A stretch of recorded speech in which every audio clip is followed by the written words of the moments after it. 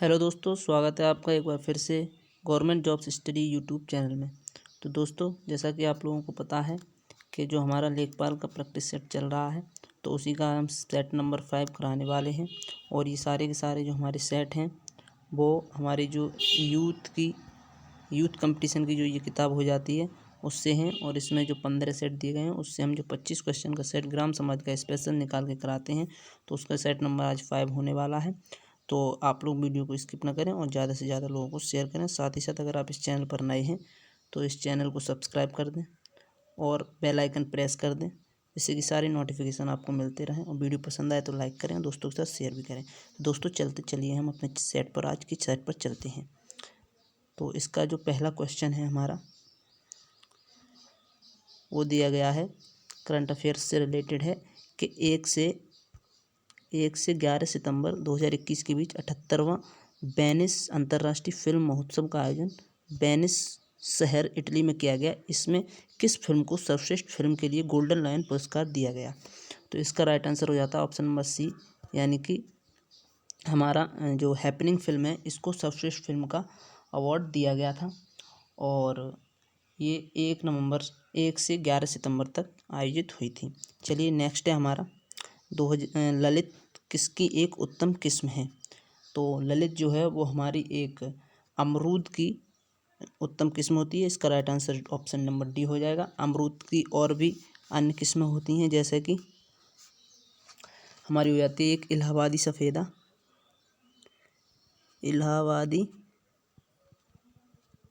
सफ़ेदा, साथ ही साथ हो जाती है हमारी लखनऊ 49, लखनऊ 49 और भी कई होती हैं। एक हमारी हो जाती है बेहात कोकोनट, और जो कि हमारी बेहात कोकोनट जो होती है, बेहात कोकोनट, ये हमारी अमरूद की जो है बीज रहित किस्म है। इसमें बीज नहीं होते हैं, ठीक है। तो ये भी आपको बताना चाहिए, ये बीज रहित किस्म है। चलिए नेक्स्ट क्वेश्चन पे चलते हैं। नेक्स्ट है हमारा क्वेश्चन नंबर 77। निम्नलिखित में से कौन से 2 जुताई के प्राथमिक उपकरण हैं? तो इसका राइट आंसर हो जाता है हमारा ऑप्शन नंबर डी, यानी कि मोल्ड बोर्ड हल और मृदा खुदाल यानी कि सब सॉइलर। तो जो मोल्ड बोर्ड होता है हमारा, ये एक तरह से मिट्टी पलट हर भी इसे कहते हैं। इसे क्या कहते हैं? मिट्टी पलट, यानी कि ये मिट्टी को पलट देता है।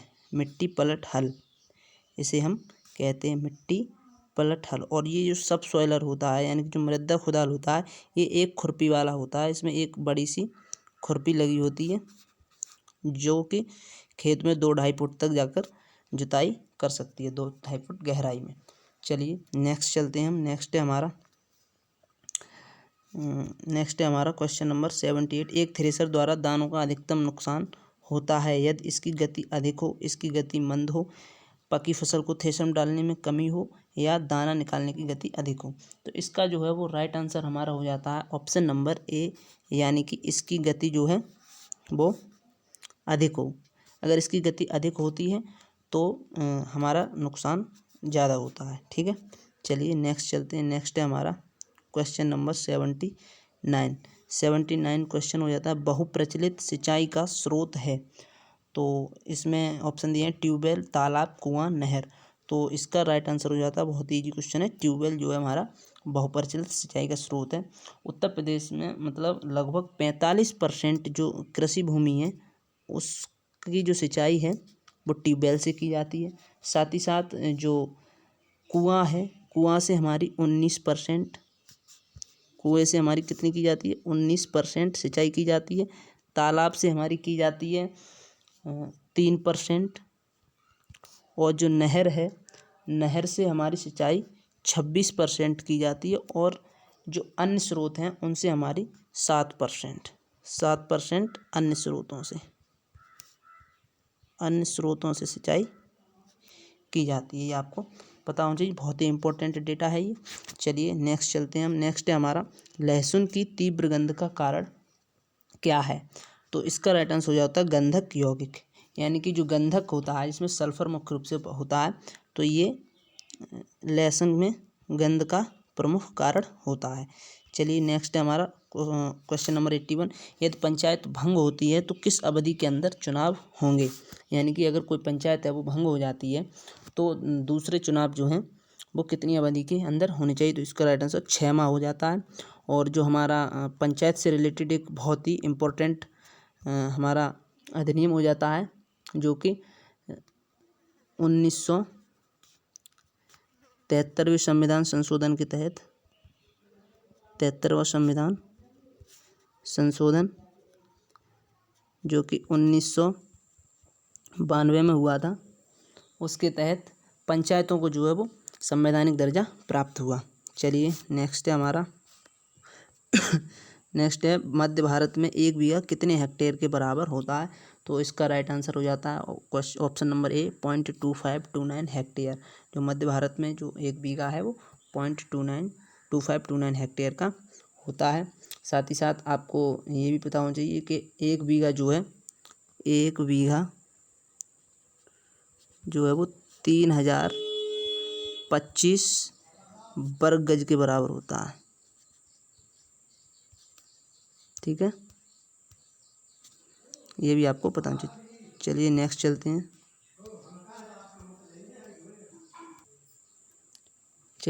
चलते हैं। नेक्स्ट हमारा क्वेश्चन नंबर 83 नंबर क्वेश्चन है। उत्तर प्रदेश के निम्नलिखित शहरों में से किससे पीतल उत्पादों का अधिकतम निर्यात किया जाता है। तो इसका जो है वो राइट आंसर हमारा हो जाता है ऑप्शन नंबर ए यानी कि मुरादाबाद, मुरादाबाद को हम पीतल नगरी के रूप में भी जानते हैं। मुरादाबाद पीतल नगरी, हाँ ठीक है। चलिए नेक्स्ट है हमारा क्वेश्चन नंबर 84 नंबर क्वेश्चन है। एक ग्राम में ग्राम के वार्डों से चुने हुए कितने सदस्य होते हैं जिन्हें पंच कहा जाता है। तो इसका जो है राइट आंसर हो जाता है हमारा, नेक्स्ट स्लाइड पर है, ऑप्शन दिए गए हैं हमारे क्वेश्चन तक। एक ग्राम के सदस्यों द्वारा जो वार्डों से कितने सदस्य चुने जाते हैं। तो इसका जो है वो राइट आंसर हमारा हो जाता है ऑप्शन नंबर बी यानी कि 7 से 17 लोग चुने जाते हैं ग्राम के वार्डों से, जिन्हें हम पंच कहते हैं या पंच सदस्य कहते हैं। ठीक है, नेक्स्ट है हमारा क्वेश्चन नंबर 85। देश का प्रथम राज्य कृषि विद्यालय है इनमें से कौन सा है। लुधियाना, पंतनगर, हिसार, जबलपुर। तो इसका right answer option number B Pantnagar हमारा हो जाता है। और पंतनगर जो हमारा कृषि विश्वविद्यालय है ये 17 नवंबर, इसकी स्थापना जो है वो 17 नवंबर 1960 में हुई थी, ये आपको पता होना चाहिए। और 1992 में इस विद्यालय का नाम जो है वो चेंज कर दिया गया और इसे गोविंद वल्लभ पंत के नाम पर रख दिया गया। ठीक है, चलिए नेक्स्ट क्वेश्चन चलते हैं। नेक्स्ट है हमारा क्वेश्चन नंबर 86। निम्नलिखित में से किस कमेटी या आयोग ने न्याय पंचायत बनाने की सिफारिश की थी। तो इसका राइट आंसर हमारा जाता है इनमें से कोई नहीं, इनमें से किसी ने भी न्याय पंचायत बनाने की जो है सिफारिश नहीं की थी। न्याय पंचायत की स्थापना उत्तर प्रदेश का जो पंचायती एक्ट था, यूपी पंचायती एक्ट जो था, पंचायती एक्ट 1947, इसके तहत कहा गया था कि एक न्यायपालिका होगी जिसका कार्यकाल जो है वो 5 वर्षों का होगा। और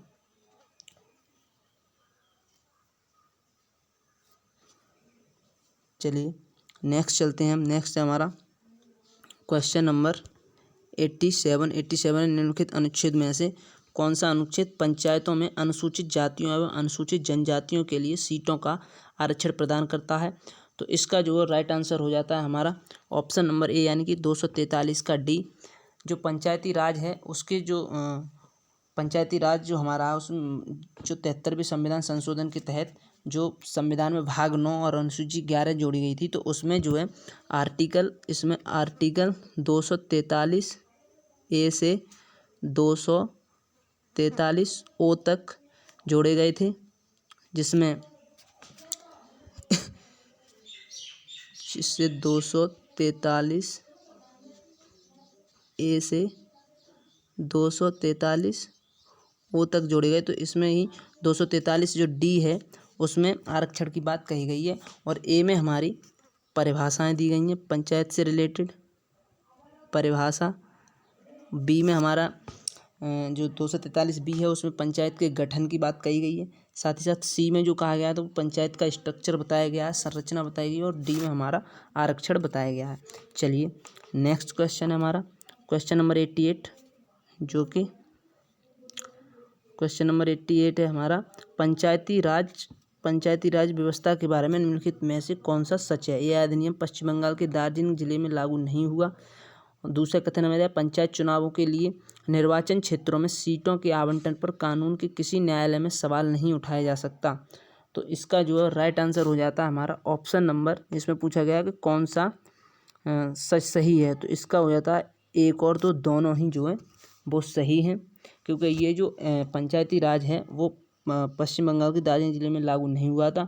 साथ ही साथ इस पर कोई भी सवाल किसी भी न्यायालय में नहीं उठाया जा सकता, ये आपको पता होना चाहिए। तो इसका जो हो जाता है ऑप्शन नंबर सी, एक और दो दोनों सही हैं। चलिए नेक्स्ट क्वेश्चन है हमारा क्वेश्चन नंबर 89, निम्नांकित में से कौन एक पंचायतों से संबंधित नहीं है।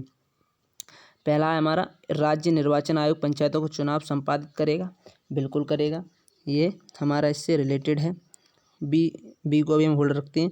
सी है हमारा सभी पंचायतों का कार्यकाल 5 वर्ष निर्धारित होगा, बिल्कुल सही है, बिल्कुल सही है ये। और पंचायत चुनाव के भंग होने के 6 माह के अंदर नया चुनाव कराया, ये भी बिल्कुल सही है। यानी कि जो हमारा ऑप्शन नंबर वी है ये इसका जो है राइट आंसर हो जाता है। यानी कि संविधान जो है वो 74वां संशोधन अधिनियम, 74वां संशोधन नहीं था जब, बल्कि ये कौन सा था, 73वां संशोधन था। इसका राइट आंसर बी हो जाएगा हमारा। चलिए नेक्स्ट चलते हैं हम। नेक्स्ट है हमारा क्वेश्चन नंबर 90, इसमें दिया है विकास अनुवीक्षण और मूल्यांकन कार्यालय जो दीर्घकालीन नीति का अनुवीक्षण करता है निम्नलिखित में से किस कार्यालय के अंतर्गत आता है। तो इसका जो राइट आंसर रहता है हमारा ऑप्शन नंबर डी हो जाता है, यानी कि नीति आयोग, जो कि नीति आयोग जो है जिसकी स्थापना 1 जनवरी 2015 को योजना आयोग के स्थान पर की गई थी। चलिए नेक्स्ट है हमारा योजना आयोग का स्वरूप क्या है। योजना आयोग जो कि अब ख़त्म कर दिया गया है, क्योंकि इसके स्थान पर 1 जनवरी 2015 से नीति आयोग की स्थापना की गई थी। तो इसका योजना आयोग का स्वरूप क्या है, ये सरकारी विभाग था, परामर्शदात्री संस्था है, या स्वायत्त नियम है, या एक मंत्रालय है।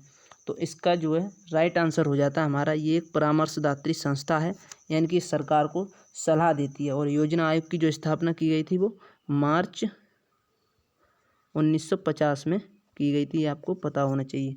चलिए नेक्स्ट है क्वेश्चन नंबर 92, निम्नलिखित में से कौन सा ऑनलाइन पोर्टल भारत में कृषि विपणन के लिए प्रारंभ किया गया। तो इसका जो है राइट आंसर हो जाता है हमारा ऑप्शन नंबर डी, यानी कि ई नाम पोर्टल जो है वो 14 अप्रैल 2016 को अंबेडकर जी की, जो डॉक्टर भीमराव अंबेडकर हैं, अंबेडकर जी की 125वीं जयंती पर शुरू किया गया था। ये नरेंद्र मोदी जी ने नई दिल्ली में विज्ञान भवन से इसकी जो है वो शुरुआत की थी। और इसका जो प्रमुख कार्य हो जाता है वो एक ऑनलाइन पोर्टल है, जो कि सरकार जो कृषि उपज से जो फसलें वगैरह उनके मार्केटिंग के लिए ये काम आता है। चलिए नेक्स्ट है हमारा क्वेश्चन नंबर 93, माही सुगंधा किसकी एक प्रजाति है। तो इसका जो है राइट आंसर हो जाता है हमारा ये एक धान की विशिष्ट प्रजाति, यानी कि चावल की एक विशिष्ट प्रजाति है। और चावल की कुछ और प्रजातियां हैं, जैसे कि यहाँ पे हो जाती हैं, एक हो जाती है हमारी साकेत है, एक हो जाती है हमारी गोविंद, एक हो जाती है हमारी कावेरी, साथ ही साथ हो जाती है हमारी जया के साथ हो जाती है रत्ना,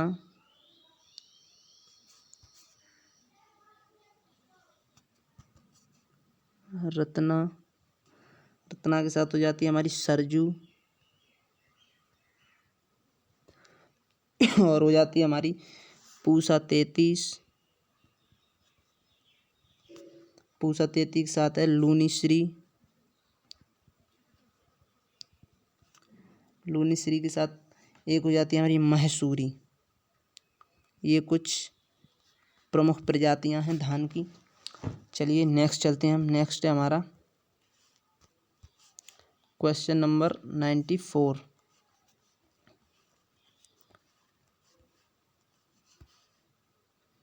94 नंबर क्वेश्चन है हमारा। निम्नलिखित में से 94 नंबर क्वेश्चन, निम्नलिखित में से कौन सा पीत क्रांति से संबंधित है? तो इसका राइट आंसर होता है हमारा तिलहन उत्पादन। तिलहन उत्पादन यानी कि पीली क्रांति से भी बोल देते हैं हम इसे, हम पीली क्रांति भी कहते हैं। तो ये तिलहन उत्पादन से संबंधित है। 1986 में, इसी को देखते हुए 1986 में जो है तिलहन प्रौद्योगिकी मिशन की जो है शुरुआत की गई थी, और इसके बाद भारत में अत्यधिक मात्रा मतलब तिलहन उत्पादन होने लगा। चलिए नेक्स्ट है हमारा क्वेश्चन नंबर 95। भारत में भूमि सुधार के क्षेत्र में शामिल नहीं है बिचौलियों की समाप्ति, भूजोतों का एकत्रीकरण, सहकारी कृषि या किसानों को मकान ऋण। तो ये जो आपके तीनों हैं ये भूमि सुधार में शामिल हैं। किसानों को मकान ऋण ये भूमि सुधार के अंतर्गत नहीं आता है, तो ये हमारा राइट आंसर हो जाएगा। चलिए नेक्स्ट है हमारा 96। इसमें कहा गया है कि निम्नलिखित में से समन्वित बाल विकास योजना ICDS योजना के अंतर्गत कौन सी सेवा नहीं प्रदान होती है?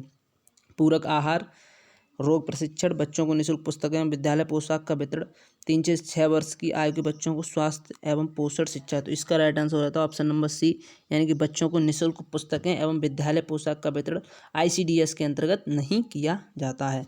चलिए नेक्स्ट है हमारा 97 हमारा दिया गया है।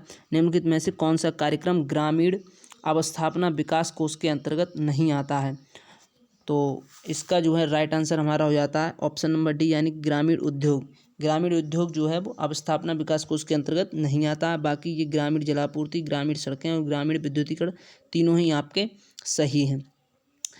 भारत सरकार ने 1995-96 में 2000 करोड़ की आरंभिक पूंजी के साथ, जो 1995-96 में 2000 करोड़ की आरंभिक पूंजी के साथ एक अवसंरचना विकास कोष की, ग्रामीण अवसंरचना विकास कोष की स्थापना की थी।